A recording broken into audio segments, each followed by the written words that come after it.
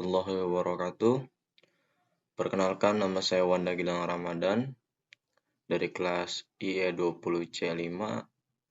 Untuk memenuhi tugas otomasi industri, kali ini saya akan menjelaskan secara rinci dan detail mengenai gerbang logika NOR. Apa sih itu gerbang logika NOR? Mari kita simak dan kita bahas secara detail. Nah, gerbang logika NOR atau NOT OR merupakan gerbang logika yang merupakan pula gabungan dari gerbang NOT dan juga OR. Nah, di sini disimbolkan seperti ini. Untuk simbol NOT OR ini di outputnya itu nih yang saya lingkari ini itu tidak ada arsiran. Tidak ada arsiran ya. Jadi lingkarannya itu polos karena merupakan gabungan dari NOT dan juga OR. Nah, seperti yang di bawah. Nah, ini adalah lambang NOT. Di sini di lingkarannya ini ada arsiran. Ini pula ada arsiran. Ini ada arsiran. Nah, sedangkan OR. Nah, ini adalah OR. Nah, di sini tidak ada arsiran. Jadi adalah penggabungan dari NOT dan juga OR sehingga dapatlah simbol seperti ini.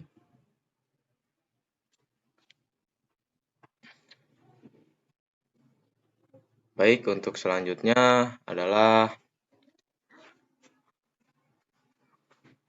gerbang logika NOR atau NOT OR mempunyai sifat yang universal untuk merancang sebuah proyek sistem digital sehingga dapat dirumuskan X sama dengan A ditambah B dan diberi garis di atasnya. Jadi kita balik ke simbol tadi untuk diberikan rumus. Nah, kalau misalnya kita rumuskan seperti tadi, ini kita berikan lambang A. Ini adalah sebagai input, ini B, dan ini adalah X. Nah, seperti itu. Sehingga didapatlah rumus X sama dengan A ditambah B. Itu dia rumus pengoperasiannya. Setelah itu,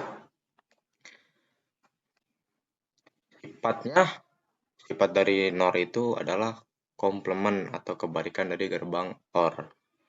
Jika salah satu inputnya bernilai tinggi, maka outputnya bernilai tinggi. Namun, sedangkan pada gerbang NOR mempunyai nilai output yang rendah atau 0. Inputnya rendah atau 0, maka outputnya bernilai 1. Nah, kita masuk ke tabel kebenaran. Ini adalah hasil dari tabel OR ya. Ini OR. Ini not OR. Not OR.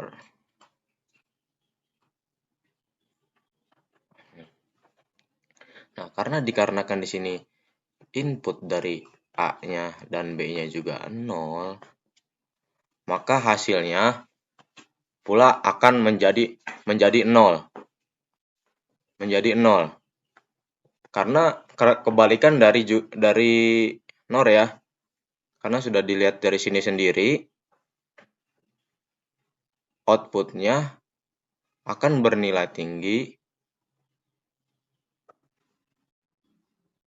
kalau inputnya juga bernilai tinggi karena di sini 0, maka outputnya juga pada OR adalah 0.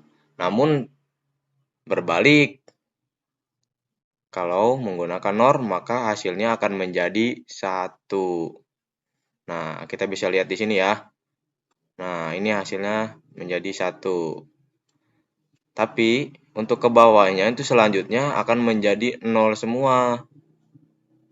Nah, ini 0 semua dikarenakan di sini outputnya ada 0, ada 1, ada 1, ada 0, 1, 1. Maka di sini outputnya akan tetap menjadi 0. Namun sedangkan pada OR itu akan menjadi yang terbesar yang diambil. Contohnya di sini ada 1, maka outputnya akan menjadi 1. Nah, seperti itu ya penjelasannya.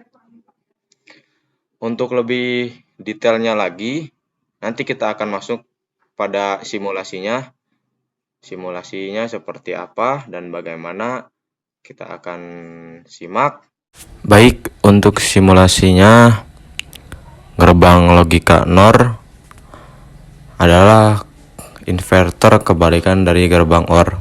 Tadi dalam gerbang OR kalau kita inputkan 0, 0, maka hasilnya akan menjadi hasilnya 1. Tapi dalam not OR pada saat keduanya input 0, maka akan menjadi 1 dan akan menyala. Dan untuk yang lain kita ganti 1, maka hasilnya 0. Dan juga dibalik, hasilnya 0 pula. Kalau keduanya 1, hasilnya juga 0. Lampunya tidak menyala. Jadi cocok ya kalau misalnya gerbang not OR itu adalah kebalikan dari OR. Karena inputnya dia hanya bisa 0 dan 0, sehingga akan menghasilkan nilai 1 dan akan menyala lampunya. Jika inputnya bernilai 1, maka tidak akan menyala karena hasilnya akan tetap menjadi 0. Baik, itu saja penjelasan dari materi gerbang logika NOR. Semoga penjelasan tadi dapat bermanfaat dan juga dapat dimengerti. Kurang lebihnya dari saya mohon maaf. Wabillahi taufiq wal hidayah. Wassalamualaikum warahmatullahi wabarakatuh.